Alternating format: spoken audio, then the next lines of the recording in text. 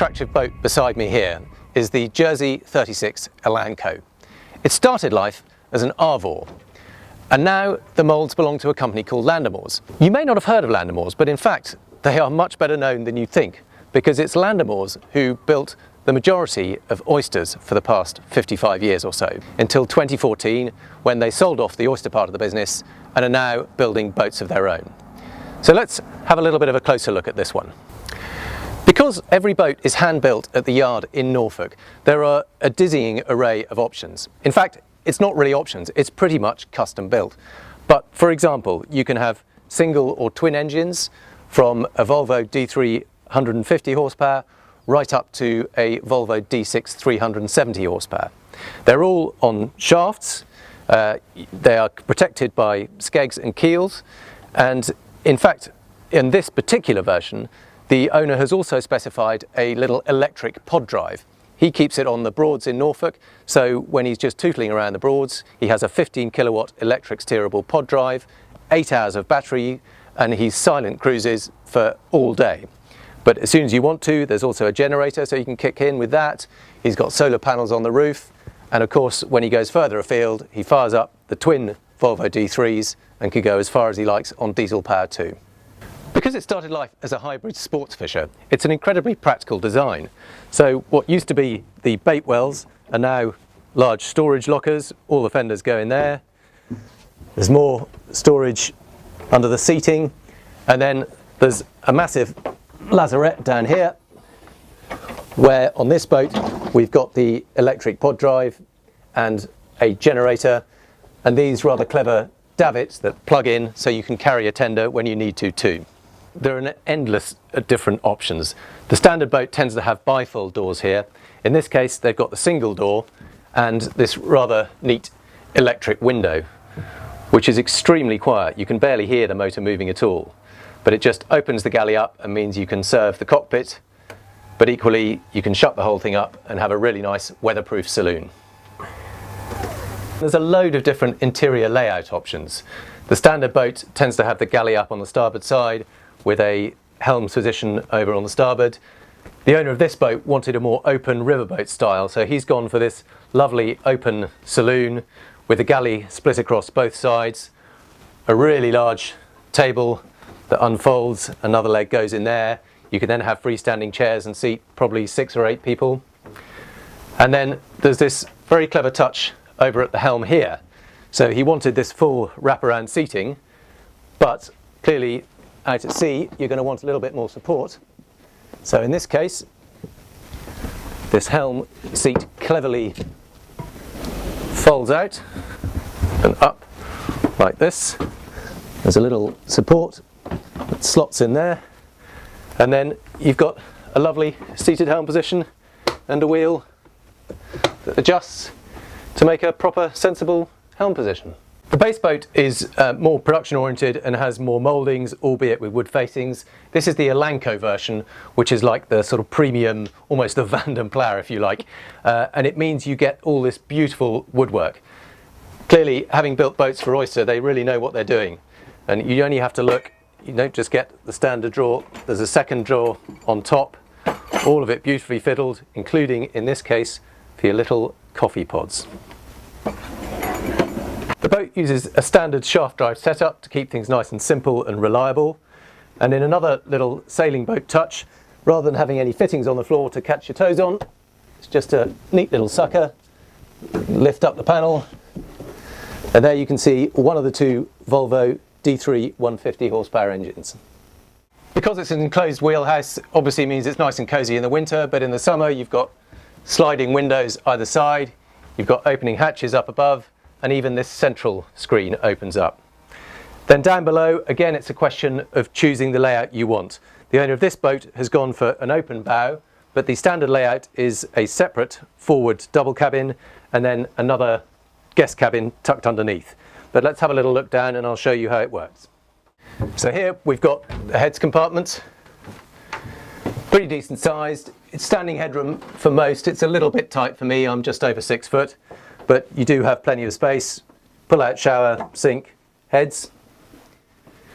Then forward on this version, He's gone for a V-berth with lots of storage all around. It's the same up in the saloon. Under every cushion, under every piece of furniture, there's either drawers or a big locker. Even here, we've got little lockers up above. This is obviously the V-berth. Keeps it nice and open, and on river use I can totally see the point of that, but you can have a bulkhead here to make it a separate cabin. And then there's another double tucked under the cockpit. In the standard layout, the berth is athwartships under the cockpit. It's obviously not a huge amount of headroom, but in this version he's actually gone for a double that is the length of the boat rather than athwartships. Gives a little bit more clearance at this end, but obviously again your feet are tucked up under the cockpit, so there's not huge clearance there, but perfectly comfortable enough, and it does mean you get 2 double cabins on a 36-foot boat. Because everything is custom built, you can choose exactly how you want to specify the exterior. In this case he's gone for slightly foreshortened foredeck guardrails, but you can have full length ones if you'd rather. But he wanted these nice open side decks. There's a grab rail up on top of the roof here to help you along, but it means you get these nice clean side decks, and to solve the issue of not having anywhere to hang the fenders, got these very simple little click in, click out. You tie them on in the right place once and stow them in the locker, and then they just slot straight back in the perfect place. There's a mid-cleat here, and at the back he's gone for a more substantial Samson post. It just illustrates that you can set up the boat exactly how you want it for you. And the great beauty of having that electric pod is that means when you're leaving early in the morning from a quiet anchorage or marina, there's no need to fire up the engines. You can just pull away under electric power as silently as you like. So can we move off? I can just about hear the very faintest of whirring, and you can probably see a little bit of swirl of water behind us, but to all intents and purposes it's completely silent. We're just pulling away under electric power, and we can do that for up to 8 hours. It transforms the boating experience.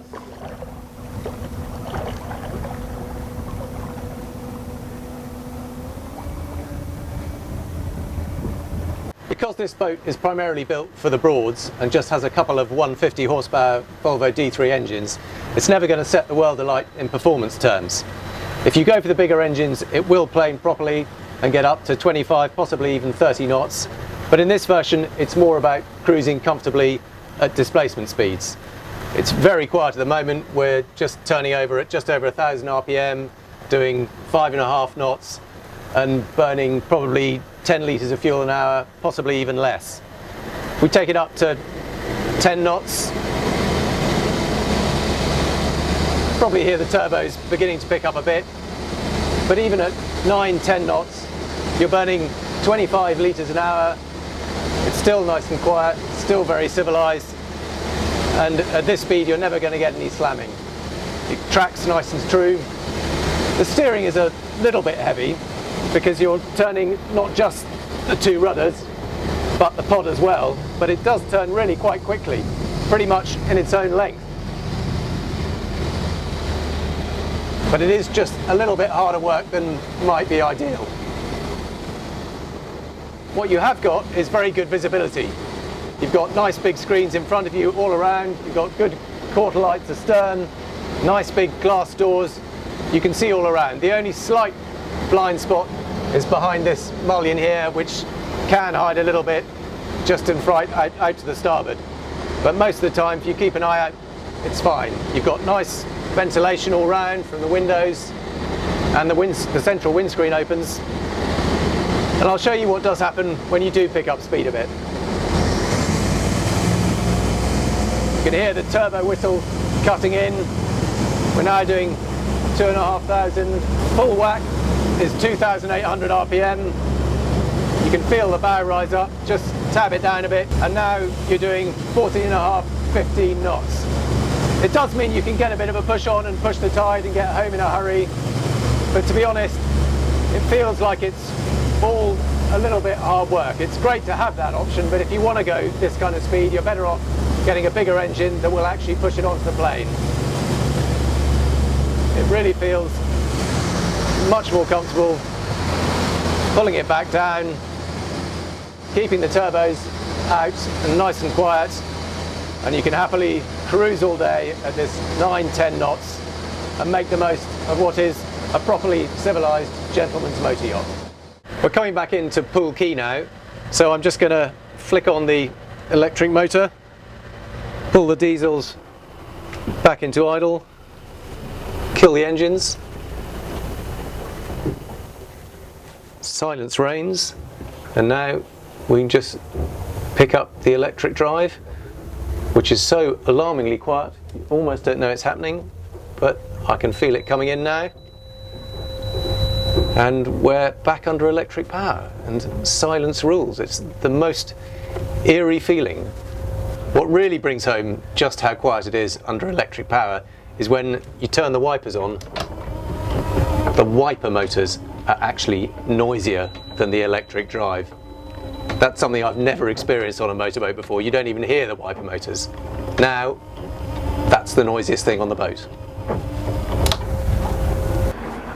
What's so refreshing about this boat is that it offers something different. It's not your standard run-of-the-mill production boat. It's a hand-built, beautifully finished, fully customizable, British-built launch.